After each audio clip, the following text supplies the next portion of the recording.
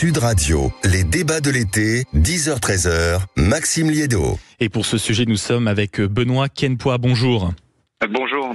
Vous êtes pilote de Dash 8 et secrétaire général du syndicat national du personnel navigant de l'aviation civile. Et je souhaitais absolument vous avoir au téléphone sur Sud Radio ce matin pour parler vrai. Parce que ça fait quelques heures, de longues heures, qu'on lit qu'il y a un problème avec les Canadair français. Normalement, la France en possède 12, c'est cela.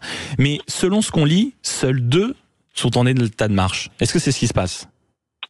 Alors effectivement, nous rencontrons des problèmes majeurs cette année sur la disponibilité du parc de Canadair, mais également sur nos Beech 200 que l'on utilise pour l'investigation et la coordination, et dans une proportion beaucoup moindre la flotte de Dash 8. Cette situation se dégrade d'année en année, et cette année nous sommes face à une situation inédite où début juin nous avions entre 0 et 2 Canadair disponibles, et actuellement en moyenne nous avons la moitié de la flotte disponible sur le parking. Et on dit que la situation vient d'être résolue. Quand je dis vient d'être résolue, je parle d'il y a quelques heures, pour pas dire à peine quelques jours, parce que on nous dit qu'au début de la saison des feux, donc au début de l'été, j'imagine, il n'y avait aucun Canadair prêt à décoller. Alors, les chiffres évoluent très rapidement sur la disponibilité des avions, puisque avec nos missions, les machines sont sollicitées durant les entraînements et sur les feux. Et ce qui est valable à l'instant T ne l'est plus quelques heures après. Ce que l'on voit, c'est que dès qu'il y a de l'activité sur eux, il y a de nombreuses pannes, parfois des pannes récurrentes qui se reproduisent presque une dizaine de fois sur certains avions et qui rendent rapidement le parc indisponible. Donc là, nous avons ce matin 7 Canadair de dispo, et il est probable que dès lors qu'il y ait des feux, ce chiffre évolue à la baisse très rapidement. Donc, en réalité, en quelque sorte, vous nous dites que cette indisponibilité ou cette possibilité, ce chiffre comme ça des Canadair disponibles qui évolue, c'est uniquement à cause, on va dire, de votre activité, c'est ça ? Alors non, c'est vraiment lié à des problèmes de maintenance, et dès lors que l'on utilise nos avions, les pannes que l'on avait détectées qui ne sont pas souvent traitées en profondeur, ou alors d'autres pannes surviennent et rendre les avions peu fiables, avec parfois des pannes dès la mise en route ou dès le premier écopage ou premier largage. Donc un exemple concret, demain je suis dans les Alpes-Maritimes, un incendie se déclare, s'il y a besoin de l'intervention d'un Canadair, on dit ok, on peut aller chercher un Canadair, et tout d'un coup le pilote s'installe dedans, il démarre l'appareil, vous qui êtes un pilote, et on s'aperçoit qu'il y a une panne. Exactement, c'est tout à fait ça. Donc il est très très difficile de prévoir la disponibilité sur les feux que l'on pourra avoir avec notre flotte. Ce qu'il y a de certain, c'est que malheureusement on a du mal à compter sur la disponibilité entière de notre parc. Et bien souvent, il y a encore une semaine sur un feu, pour vous donner un exemple, sur 5 Canadair qui se sont rendus sur le feu, très rapidement, 0 était disponible pour intervenir. Non mais c'est absolument vertigineux ce que vous nous racontez. C'est-à-dire qu'on est censé en avoir 12, des Canadair de façon permanente, et du jour au lendemain, en réalité, on ne peut pas se fier à ce qui est censé être notre arme dans la lutte contre les incendies, parce que il suffit qu'un pilote se mette dedans pour s'apercevoir qu'il y a une panne, ou qu'on peut plus l'utiliser. Ouais, c'est la raison pour laquelle je tire la sonnette d'alarme depuis quelques mois, puisque l'accent doit être vraiment mis de manière très importante sur la maintenance de notre flotte, pour qu'elle puisse rester disponible dans le meilleur état possible jusqu'à son renouvellement dans plusieurs années. Et aujourd'hui, on voit bien que l'industriel qui s'occupe de notre maintenance manque de bras, et c'est vraiment la raison pour laquelle la maintenance du retard et la capacité à régénérer la flotte à l'issue d'activités sur feu est beaucoup trop longue. Mais à quoi une telle carence est due ? C'est-à-dire que là, vous nous parlez visiblement d'un manque de révision, mais est-ce que c'est quoi d'autre ? C'est aussi un manque de pilotes, de personnel de maintenance pure, de mécaniciens ? Est-ce que c'est dû à des Canadair trop vieux ? Parce qu'on sait que le parc a près de, en moyenne, plus de 25 ans. C'est quoi, concrètement ?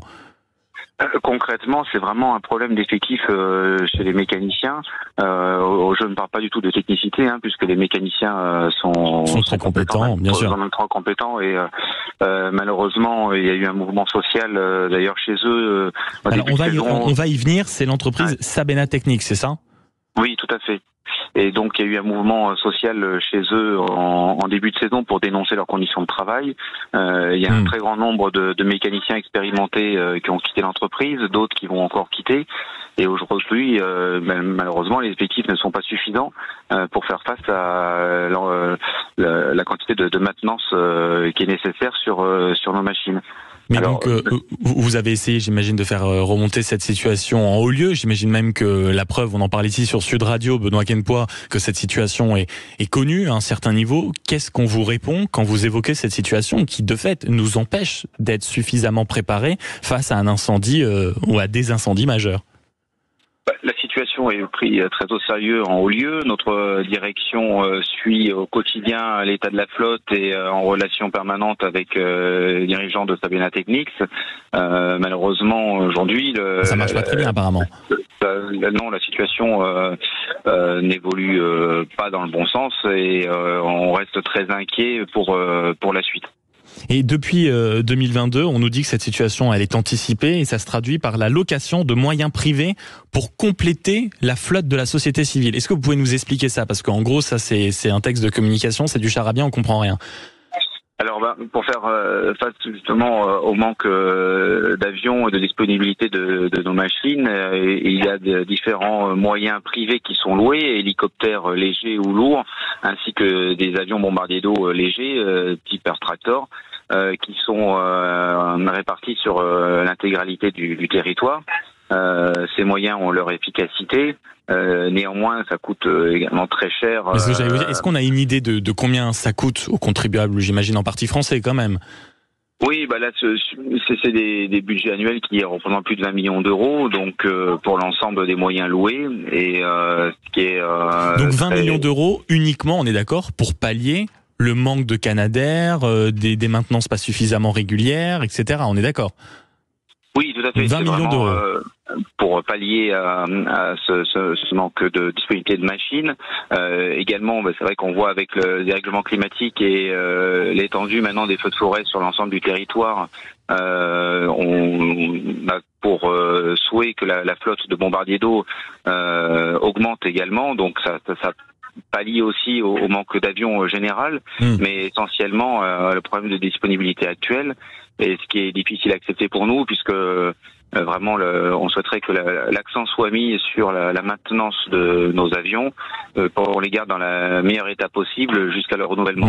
Et Sabena Technics, en tout cas chez nos confrères de Ouest France et à d'autres qui ont essayé de les joindre, visiblement préfèrent faire la sourde oreille ou choisissent de ne pas répondre aux différentes questions. Là, on parle des Canadair parce que c'est visiblement l'objet sur lequel vous avez décidé d'axer votre revendication, votre coup de gueule, et merci de le faire sur Sud Radio. Mais est-ce qu'il y a aussi d'autres équipements, peut-être beaucoup plus du quotidien, des camions, des lances, peut-être même les équipements pour vous, qui sont dans un tel état ou dont vous manquez cruellement? Alors, tout ce qui est moyens terrestres, bien sûr, sont indispensables à la lutte sur les feux de forêt. C'est vraiment très très complémentaire, et d'ailleurs c'est les pompiers au sol qui éteignent les incendies. Là, sur les moyens, je sais qu'il y a eu un renouvellement important ou des projets de renouvellement. Il faudra plus se rapprocher de mes confrères pompiers pour avoir les chiffres précis sur ces sujets. Et on est dans une période comme celle que nous vivons où des incendies ont ravagé une partie de la Sardaigne il y a quelques semaines. Actuellement, les regards sont tournés vers la Grèce où des habitants perdent tout en quelques minutes avec des incendies d'une violence folle. La France se vante d'aider, notamment en ayant envoyé 180 pompiers qui étaient dans le Var, je crois. Mais en réalité, quand on se vante de ça, on se dit que en réalité, on n'aide pas. On envoie seulement ce qu'on peut. Alors aujourd'hui, sur le territoire français, on est vraiment aidé par la météo. On a une activité donc ça, c'est de la chance. Qui est très très faible. C'est de la chance. On voit bien que dès lors qu'on a des conditions météo proches de celles que les amis grecs peuvent rencontrer, ce qu'on a eu en 2022, on fait face à des catastrophes qui nous dépassent également. Donc c'est vraiment une situation à prendre avec beaucoup d'humilité cet été. Et si c'est calme, c'est vraiment qu'on est aidé par la météo. Et est-ce qu'au niveau politique, que ce soit des députés, peut-être même des ministres, quand bien même le gouvernement, on va dire, est sur une partie flottante de son existence, est-ce que vous avez quand même des liens? Est-ce que la situation est prise au sérieux? Oui, non, la situation est prise très au sérieux par notre ministre également. Il y a eu la signature des 2 premiers 515 lundi dernier, qui est un très bon signal sur le renouvellement de la flotte d'amphibies. D'accord. Donc après les dates de 2028-2029, malheureusement ça on subit les capacités de l'industriel à fabriquer les avions. C'est pas une volonté d'attendre jusqu'en 2028, c'est que malheureusement il n'y aura pas d'avions disponibles avant. Donc ça c'est un très bon signal qui a été envoyé par notre ministre, on l'en remercie. En revanche, voilà, c'était une première signature pour 2 avions. Il faudra que ça continue, que ça se concrétise par un plus grand nombre d'avions pour renouveler l'entièreté de la flotte actuelle et également l'augmenter pour faire face à l'augmentation des feux de forêt. Une dernière question, Benoît Quempoix. Je vous rappelle que vous êtes pilote et secrétaire général du syndicat national du personnel navigant de l'aviation civile. Et est-ce que vous considérez que vous faites partie d'un service public comme les policiers, comme évidemment les pompiers qui sont à terre, comme les gendarmes en voie de paupérisation ? Alors, c'est forcément la crainte que nous avons, puisque c'est vraiment un service public qui est très important.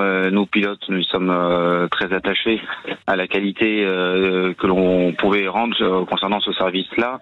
Et le savoir-faire que nous avions en France, puisque depuis de nombreuses années, la doctrine française d'utilisation des moyens aériens sur feu de forêt a été reconnue au niveau mondial, et on est très inquiet de la voir se déliter de cette manière-là, et on fait tout pour que elle reste au niveau qu'elle mérite d'être. Bon, et en tout cas, vous avez tiré la sonnette d'alarme, Benoît Quempoix. Merci beaucoup. Je rappelle que vous êtes pilote et secrétaire général du syndicat national du personnel navigant de l'aviation civile. Vous nous avez alerté en effet sur ce parc des Canadair en France qui se dégrade malgré des conditions météorologiques certes chanceuses, mais quand on voit ce qui se passe, ce qui s'est passé en Californie, en Grèce ou encore en Italie ces dernières semaines, on peut s'estimer vraiment chanceux. Il est grand temps qu'on réagisse. Merci d'avoir poussé votre coup de gueule sur Sud Radio. Dans quelques instants, direction les États-Unis. Elon Musk, homme le plus riche du monde, mais aussi nouveau gourou, notamment avec Donald Trump. On va se demander d'où vient cette petite transformation. À tout de suite sur Sud Radio.